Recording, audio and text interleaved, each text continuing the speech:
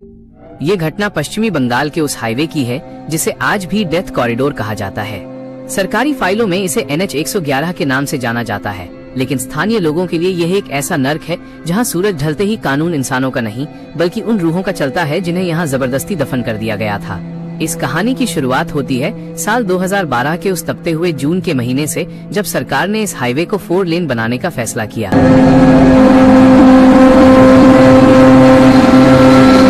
विकास की इस अंधी दौड़ में सबसे बड़ी बाधा बना वो प्राचीन बरगद का पेड़ जो पिछले 300 सालों से उस जमीन पर अपनी जड़ें जमाए बैठा था। गांव के सबसे बुजुर्ग व्यक्ति रहमत चाचा ने इंजीनियरों को हाथ जोड़कर विनती की थी, साहब इस पेड़ को मत छुओ, ये सिर्फ लकड़ी का ढांचा नहीं है, ये एक मस्कन है। हमारे पूर्वजों ने एक बहुत ही ताकतवर जिन्न को इस पेड़ की जड़ों के नीचे एक तांबे के कलश में बंद करके दफन किया था। अगर वो कलश टूटा तो तबाही मच जाएगी, लेकिन आधुनिक विज्ञान की पढ़ाई किए हुए उन इंजीनियरों ने इस बात का मजाक उड़ाया।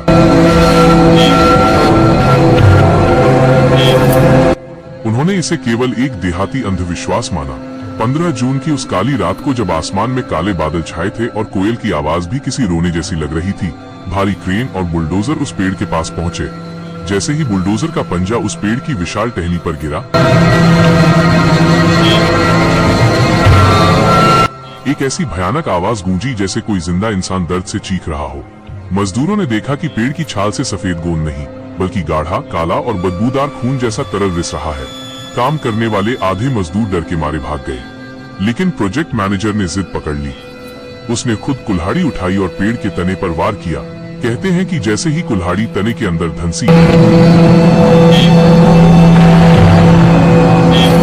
जमीन के नीचे से एक जोरदार धमाका हुआ और वो तांबे का कलश, जिसके बारे में रहमत चाचा ने चेतावनी दी थी, बाहर निकल आया। वो कलश काला पड़ चुका था और उस पर गांठें लगी हुई थी। जैसे ही वो कलश खुला, पूरे इलाके में एक ऐसी गंध फैल गई जैसे हजारों लाशें एक साथ सड़ रही हों।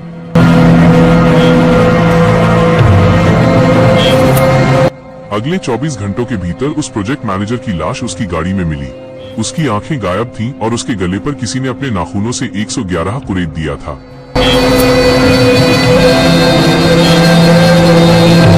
यहीं से शुरू हुआ हाईवे 111 का वो दौर जिसने इसे भारत की सबसे डरावनी सड़कों में शुमार कर दिया। अब बात करते हैं सुमित की, जो एक अनुभवी ट्रक ड्राइवर था। सुमित ने हजारों किलोमीटर का सफर तय किया था और वो इन सब बातों पर यकीन नहीं करता था।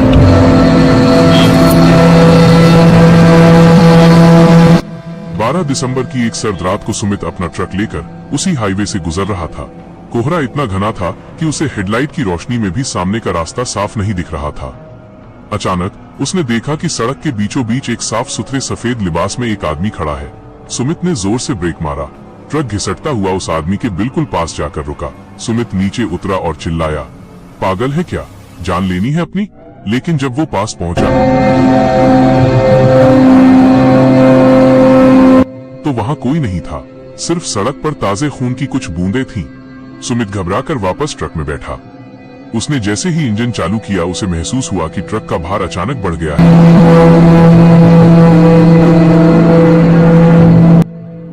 उसे लगा जैसे ट्रक की छत पर कोई भारी चीज आकर गिरी हो। ठप आवाज के साथ साथ ट्रक की छत ऊपर से नीचे की तरफ दबने लगी, जैसे कोई बहुत विशाल प्राणी उस पर चल रहा हो।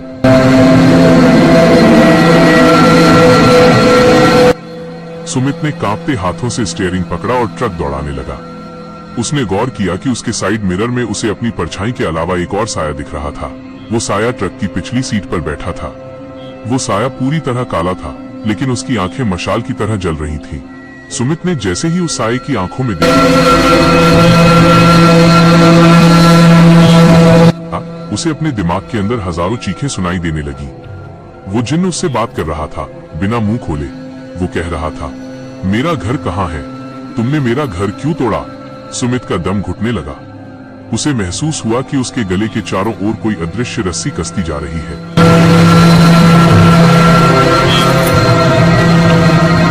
उसने अपनी जेब से वो छोटा सा चाकू निकाला। उसने उसे अपनी हथेली पर मारा और अपना खून ट्रक के डैशबोर्ड पर छिड़क दिया।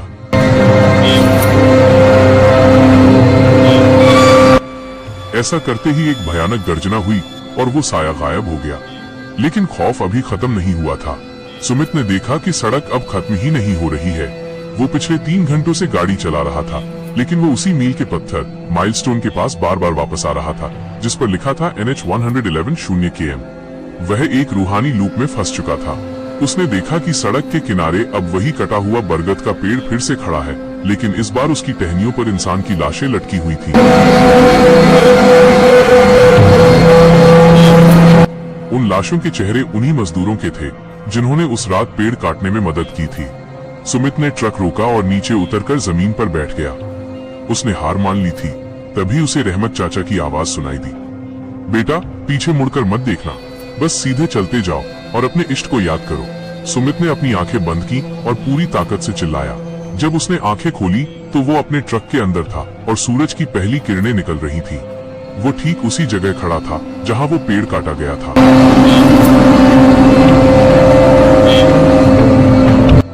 आज भी अगर आप उस हाईवे से गुजरे तो आपको वो कटा हुआ ठूंठ दिखेगा। लोग कहते हैं कि वो जिन्न आज भी वहां भटकता है।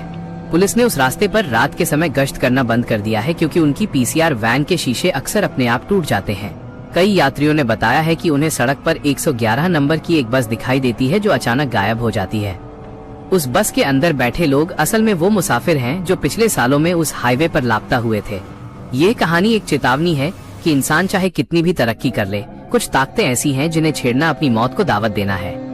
हाईवे 111 आज भी वही है, सन्नाटे से भरा हुआ, और वो जिन आज भी इंतजार कर रहा है किसी ऐसे मुसाफिर का जो रात के अंधेरे में रास्ता भटक जाए। अगर आप कभी उस रास्ते से गुजरे और आपको लगे कि आपकी गाड़ी की छत पर कोई चल रहा है तो याद रखिएगा, अपनी रफ्तार मत बढ़ाइएगा, बस अपनी आंखें बंद कर लीजिएगा और दुआ कीजिएगा कि आपकी गिनती उन 111 लोगों में ना हो जाए जो कभी वापस नहीं लौटे।